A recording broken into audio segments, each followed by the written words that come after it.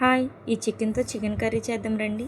ముందుగా స్టవ్ వెలిగించి కడాయి పెట్టి ఆయిల్ పోసుకుని ఆయిల్ వేడెక్కిన తర్వాత మనం కట్ చేసుకున్న ఆనియన్స్ వేసుకోవాలి. బాగా కలుపుకొని 2 మినిట్స్ ఆగిన తర్వాత కొంచెం పసుపు అయితే వేసుకోవాలి. వేసుకుని 5 మినిట్స్ ఆగిన తర్వాత కొంచెం అల్లం వెల్లుల్లిపాయ పేస్ట్ వేసుకుని పచ్చివాసన పోయేదాకా కలుపుకోవాలి. ముందుగా చికెన్ని గిన్నెలో వేసుకుని ఒక 1 or 2 టైమ్స్ శుభ్రంగా క్లీన్ చేసుకోవాలి. క్లీన్ చేసిన తర్వాత ఆనియన్స్లో చికెన్ వేసుకుని బాగా కలుపుకోవాలి. కలుపుకొని మూత పెట్టుకోవాలి. ఒక 10 మినిట్స్ ఆగి మూత తీసి కొంచెం కొత్తిమీర జల్లుకోవాలి. తరువాత రుచికి తగినంత ఉప్పు, మీ స్పైసీకి తగ్గట్టుగా కారం వేసుకుని బాగా కలిపి తగినంత వాటర్ పోసుకోవాలి. బాగా కలుపుకొని పైన కొంచెం కొత్తిమీర చల్లుకోవాలి. ఒక 2 మినిట్స్ ఆగిన తర్వాత మీకు కావాల్సినంత చికెన్ మసాలా వేసుకుని బాగా కలుపుకోవాలి. తరువాత కొంచెం కొత్తిమీర బాగా చల్లుకోవాలి. 2 మినిట్స్ ఆగిన తర్వాత వేడివేడి చికెన్ కర్రీ రెడీ. ఈ వీడియో మీకు నచ్చితే లైక్, కామెంట్ చేసుకోండి. ఫాలో కొట్టొచ్చుగా. Love you all. బాయ్.